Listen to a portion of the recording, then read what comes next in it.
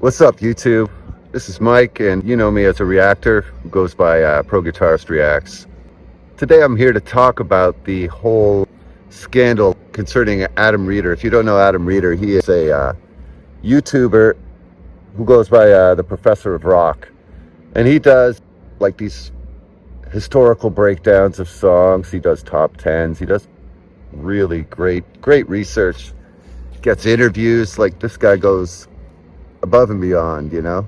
It could be like, a lot of it's at university level musicology type stuff, right? Like, seriously high quality material. He does a lot of work, a lot of edits, a lot of background research. So, and he was complaining about getting so many copyright strikes, and that there is no recourse when you get copyright strike. We worked with Michael Donaldson for years before I even had a YouTube channel. Michael Donaldson is actually the industry's go-to attorney for fair use. He came up with a fair use doctrine, in the United States copyright law that permits limited use of copyrighted materials without permission from the rights holders themselves. But the problem is YouTube doesn't respect fair use. And it just seems like it's up to the person who makes the copyright claim when you dispute. Like, they're the ones who get to decide. Like, that doesn't make any sense. Like, this needs to be a third party or something. It's just ridiculous. And it's no easier when you're a small-time YouTuber.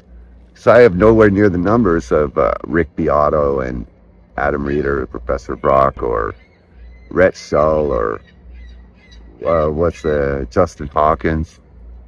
Like, these guys are getting hundreds of thousands of views per video. While I do get hundreds of thousands of views on some videos, it's not all of them. The money that does come in when you're a smaller YouTuber, like, it's just enough. It's like if you didn't get copyrighted, it's just a trickle. It's just enough to, like, keep you going, right? It's not like you're making a living. It's more like a really good part-time job. But when you keep getting copyright strikes, it just takes the wind out of your sails. It must be about a year ago.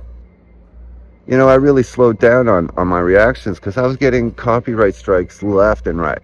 So I had to avoid major label acts because they were getting copyrighted every time. UMG, anything by UMG has always been a shit show, if I'm being frank. They're just content thieves. It's what they really are. Yeah, the birds agree with me. The gulls are on my side. The point being, when you're a small YouTuber, there's not, even if you didn't get copyrighted, the type of money that's coming in is just a trickle. So there's really no recourse. How Rick Beato gets around these copyright strikes is he has a lawyer who he employs full time just to dispute these claims and fight them. And I guess he has pretty good success with that. But even if I won all my claims, I can't pay a lawyer on the views that I'm getting. It's just, it's hard. I'm thinking, is there a way around this for, like, smaller reactors or YouTubers, right? Like, maybe if a dozen of us or so, of similar size, come together, stand together, maybe we could employ one lawyer between us. I don't know. Not sure how that would work. But if there was a way, I'm sure that standing together is part of the solution. But honestly, I don't even know if there's a feasible way for YouTubers, like small-time YouTubers, to come together and hire a lawyer. It's just, there needs to be more money in the game, and when you're dealing with pennies, it's hard. So I think possibly the best outcome would be Adam's call to action, which was, I can't do this alone. None of us can. I need your help. So here's my call to action. Let's come together. Let your voices be heard. There's strength in numbers. I want to start a campaign now. I want all of us to go to these social media sites of these labels. Go to X, go to Instagram, go to their websites, comment, tell them, pick up the phone.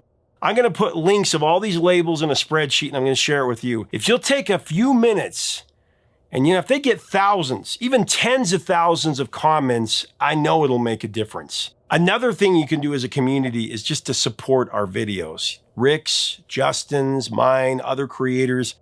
Just by watching, sharing, liking, all that. I also call on fellow creators to join Rick Beato and Justin Hawkins and Anthony Fantano and anyone else who's been fighting this, and preach. Put it out there. Let's see if we can find a resolution. Let's all do what Adam suggests. Let's go to the social media pages of all these record labels and publishing labels. Let's let them know. It's just ridiculous. This is how music stays in the conversation. This is how the next generation finds out. This is how people find out little things about the music they loved growing up. This is how we enjoy music, right? We enjoy it together. Like, why are labels fighting this? Back in my day, when I was signed to Interscope, the record label would pay payola to all the radio stations. My band was called Artificial Joy Club, and our song was called Sick and Beautiful. Number 17 on the Billboard charts was our highest ranking. The airplay charts. That cost $1 million. That's Interscope Records spent $1 million to get us enough airplay to go up to number 17 on the charts. And that's just the way it worked. There's probably still some payola to radio. I don't know how the game works exactly these days. Any signed bands I've played with in the past 20 years, I've been doing as a side band, so I haven't been privy to the business side. But yeah, and I'm not asking that reactors get paid by the labels.